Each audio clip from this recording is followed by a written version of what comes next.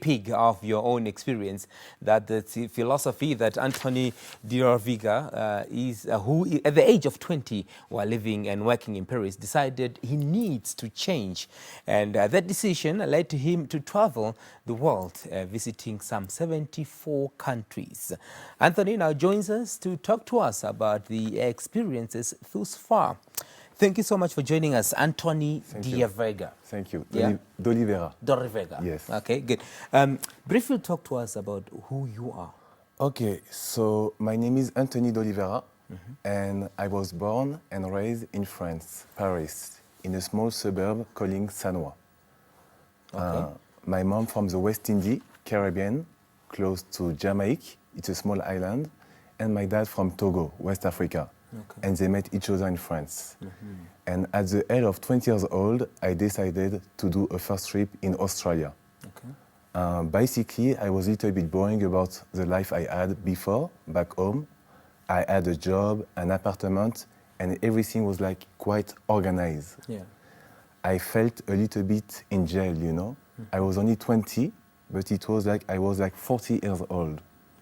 So at the age of 20, I decided to jump between the fear to the action and go to Australia. Okay. So you went to Australia. Exactly. That's in 2013 when you left your decent job that is in Paris. Yes. And you kicked off by going to Australia. Yes, sir. And from there, what happened?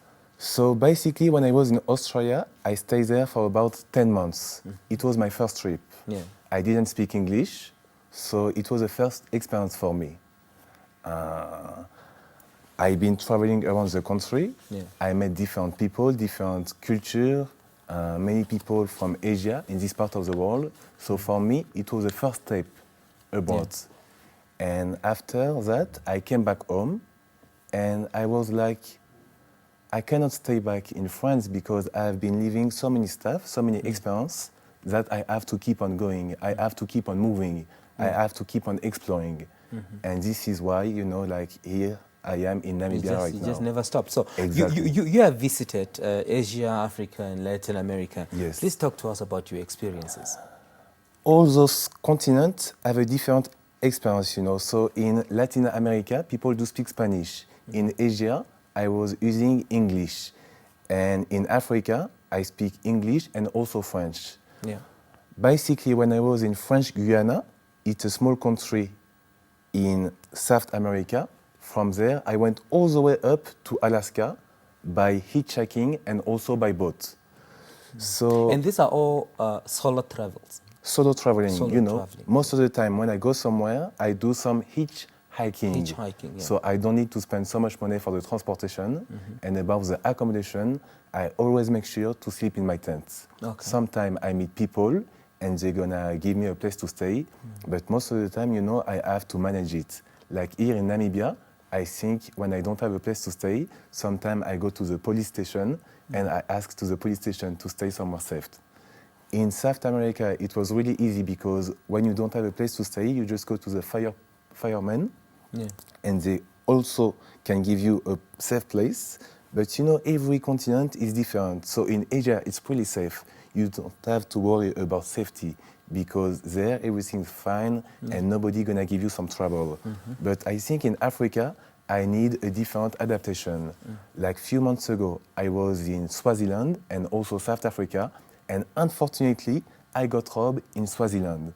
I was working by myself, trying to hitchhike, and some people robbed me. So you know, it's all about adaptation. In all of those places, I need to manage how to do it. Okay, good. But you cross a line between fear and action. Yes. And did this lifestyle really teach you that without anything, everything is possible? Of course. Like basically, in every country I am doing a small jumps. Okay. The jumps mean taking the jump between the fear to the action. I think in the society we are living right now, there is so many people having fear to go out of their comfort zone. So basically, I'm just going outside. Let me just see your documents that you have. Yeah? Yes. So this is sort of your collection. And Exactly. I see the currencies. I see the currencies for most of the countries that you have been to. Different countries. Different countries, and I think Namibia's one is yet to Not make yet. it. Yeah.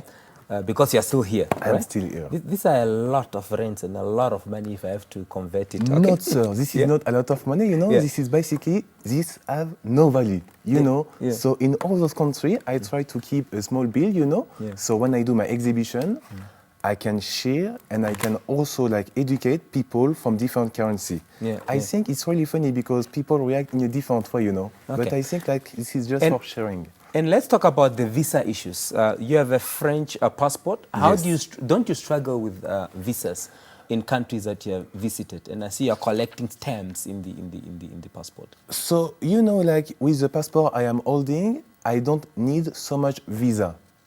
Thanks to my dad, because my dad came in France when he was 25, so I was born there. Yeah. But funny story, you know, for myself traveling in Africa, I need a lot of visa.